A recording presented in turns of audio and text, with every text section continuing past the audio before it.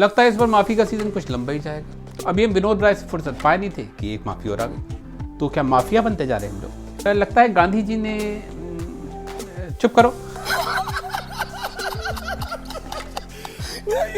और अब की ये माफी मांगने वाले हैं खुद प्रधानमंत्री मोदी। मतलब क्या? और मोदी जी ने नेहरू की गलती की माफी मांगी और उनके बनाए, नेहरू के बनाए कानून को भी वापस लेना पड़ा। तो आज मोदी जी ने माफी मांग ली, डिस्क्लेमर भी था, सच्चे मन से पवित्र हृदय से।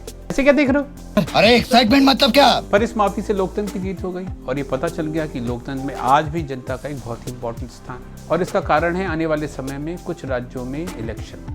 और ऐसा पता चला है कि बीजेपी की हालत वहाँ काफी खराब है। अब उन्होंने ये भी माना कि वो किसानों को वो नहीं दिखा पाए जो उस बिल में था ही नहीं और भारत में ही नहीं है। विकास, अरे एक मिनट, इस फार्म लॉ का विरोध तो सिर्फ आड़तीय कर रहे थे, नक्सलवादी कर रहे थे, माओवादी कर रहे थे, टुकड़े गैंग के मेंबर कर रहे थे, खालिस्तानी कर रहे थे, भारत वाले तो नहीं कर रहे थे। तो इनकी वापसी क्यों हो गई? जिस तरीके से सरकार ने राज्यसभा में बिल पास कराया था वहीं से कंट्रोवर्सी शुरू हो गई। अब राकेश टिकैत का कहना है कि जब पार्लियामेंट में वापस होगा तभी मानेंगे। मिनिमम सपोर्ट प्राइस की गारंटी का कानून बनाना होगा।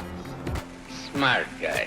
साथ में जिन लोगों की लाइफ चली गई उनको कॉम्पनसेशन, केस की वापसी और बिजली बिल की माफी भी शामिल है। अब ये वो तीनों कानून हैं जिनको सरकार ने रिपील किया है। लोकसभा में सरकार की मेजोरिटी की वजह से बिल पास हो गए थे, पर राज्यसभा में जहां पे मेजोरिटी सरकार की नहीं है वहां पे सरकार के लिए एक समस्या थी और वहां पे इस बिल को वॉइस वोट से पास कर दिया गया। आपदा को अवसर में बदल दिया। जबकि अपोजिशन पार्टी के मेंबर डिवीजन यानी कि रिकॉर्डेड वोट की मांग कर रहे थे। अब क्योंकि वहां पे मेजोरिटी सरकार की है नहीं तो वहां पे बिल पास होना मुश्किल था। सरकार ने विपक्ष की बिल को सेलेक्ट कमेटी के पास भेजने की मांग को भी रिजेक्ट कर दिया था। सिर्फ यही नहीं, इससे पहले आए कई बिल जैसे CAA, जम्मू कश्मीर को स्पेशल स्टेटस आदि भी किसी भी पार्लियामेंट कमेटी को रेफर नहीं किए गए थे। बिना डिस्कशन के पास हुए बिलों में काफी खामियां रहती हैं और 2014 के बाद से कई बार सरकार ने पार्लियामेंट्री डेमोक्रेसी को निग्लेक्ट किया है। अब बाकी सब तो ठीक है, पर उन बेनिफिट्स का क्या जो किसानों को हो रहे थे और किसानों को फ्रीडम मिलने वाली थी नेहरू की गुलामी से, और उनके पास जो मौके आने वाले थे अपनी प्रोड्यूस को बेचने के लिए, और उनको मिडिलमैन से कौन बचाएगा? अब क्या होगा बे?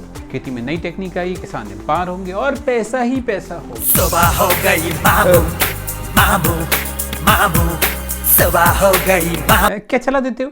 अरे यार इतना बोलने की जरूरत क्या थी? शॉर्ट में अच्छे दिन बोल देते ना।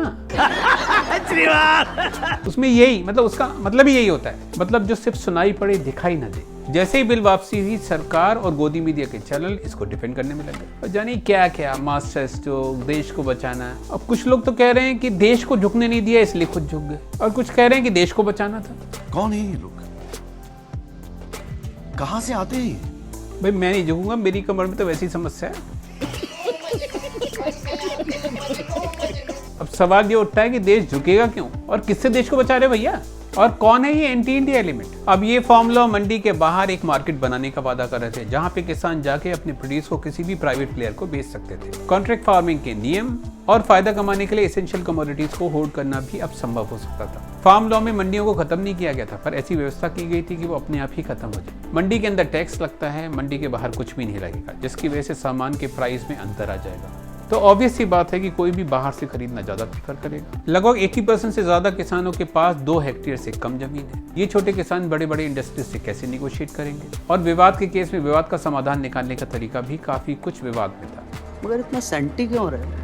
इससे पहले land acquisition bill, new labour law और कंट्रोवर्शियल CAA सभी डिले हो चुके हैं। इन बिलों के पास होते ही किसानों ने इसका विरोध करना शुरू करा और बाद में डिसाइड करा कि वो दिल्ली जाके विरोध करेंगे। किसानों का दिल्ली चलो आंदोलन सरकारों को बिल्कुल भी नहीं भाया और उनका वाटर कैनन और टीयर गैस से स्वागत किया गया हरियाणा में। जितनी मुश्किलें खड़ी की जा सकती थी सब खड़ी की गई। हाईवे खोद दिए गए, ब्लॉक लगा दिए गए, कंटेनर की दीवारें बना दी गई, पर ये सब भी किसानों को रोक नहीं पाया। तुम भी हर बात में किचकिच करते रहते। अरे सरकार का मकसद ये था कि किसान घर में रहे, जाड़े का टाइम है भाई, किसी को ठंडा ना लग जाए इसलिए घर पे रहे, इसलिए उसने ऐसा किया। मजे की बात है कि सरकार ने ही सरकारी प्रॉपर्टी को डैमेज किया और लेट नवंबर लास्ट ईयर से ही उत्तर प्रदेश, पंजाब और हरियाणा के किसान दिल्ली की सीमाओं पर धरना दे रहे हैं और प्रदर्शन कर रहे हैं। दिसंबर में सरकार ने किसानों से बात करना शुरू किया, पर वो इनकंक्लूसिव ही थी।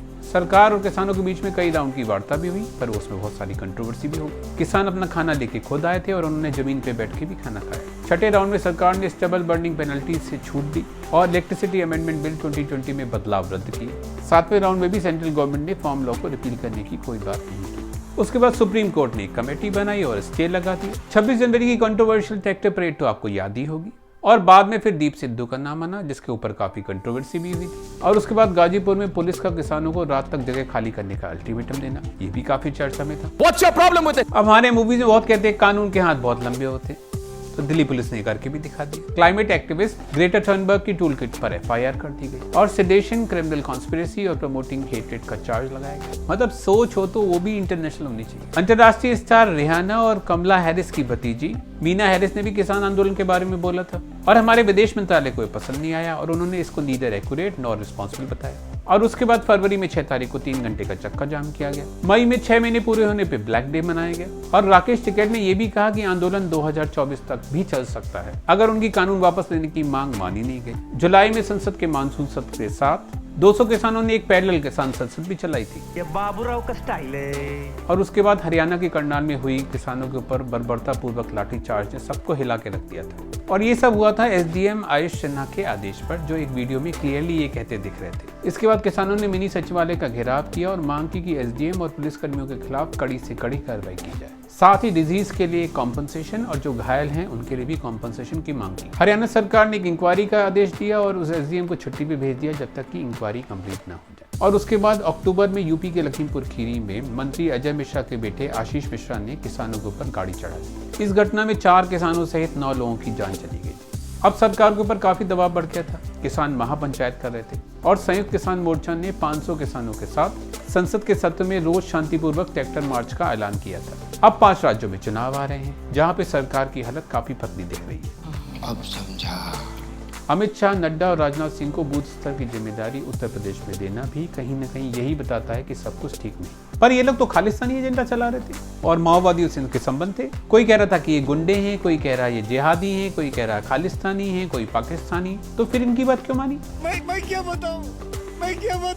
पहले गवर्नमेंट में राहुल गांधी के मामलों के मंत्री रहे जिनका ट्विटर का अकाउंट भी लॉक कर दिया गया था। रविशंकर प्रसाद ने इनको टुकड़े टुकड़े गैंग के सदस्य बोला था। मंत्री अजय मिश्रा ने किसानों को 2 मिनट में ठीक करने की धमकी भी दी थी। पार्टी के राष्ट्रीय जनरल सेक्रेटरी दुष्यंत कुमार गौतम ने एक कदम आगे बढ़कर वो सुना जो कहा ही नहीं गया था, दिल की बात शायद, कि प्रो खालिस्तान और पाकिस्तान के नारे लगाए गए, जबकि इस बात की कोई रिपोर्ट नहीं है। पर यार फिर वही पाकिस्तान यार, चीन क्यों नहीं यार? चीन को कॉम्प्लेक्स होता है यार, बाकी सबको भी कॉम्प्लेक्स होता है। पाकिस्तान में ऐसा क्या है यार? हरियाणा के चीफ मिनिस्टर मनोहर लाल खट्टर ने इनको अनवांटेड एलिमेंट कहा था और ये भी कहा था कि खालिस्तान को सपोर्ट कर रहे हैं। उन्होंने और कुछ भी कहा था पर निकला कुछ भी नहीं। सुशील मोदी और मनोज तिवारी को टुकड़े टुकड़े गैंग के हाथ दिखा। पीयूष गोयल ने कहा कि इसमें लेफ्टिस्ट और माओवादी जुड़ गए। गोदी मीडिया ने भी कोई कसर नहीं छोड़ी किसानों को बदनाम करने में।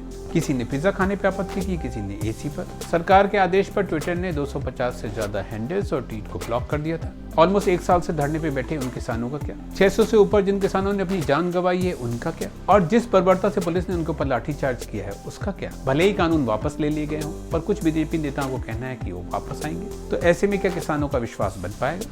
सरकार भले ही अपने को झाड़ पोंछ के खड़ा कर ले, पर परिणामों में काफी चौंकाने वाला अंतर आ सकता है। अंत में हम फिर वही करेंगे जो हर बार करते हैं, अपनी मार्केटिंग करेंगे। अगर आपको ये वीडियो पसंद आया हो तो इस वीडियो को लाइक करिए, हमारे चैनल को सब्सक्राइब करिए, बेल आइकन को प्रेस करिए जिससे आपके पास सारे नोटिफिकेशन भी आए। कमेंट करके हमको ये भी बताइए कि आपको ये वीडियो कैसा लगा। अब हम आपसे मिलेंगे अगले वीडियो में, तब तक अपना ख्याल रखिए, हंसते रहिए, मुस्कुराते रहिए। Bye bye.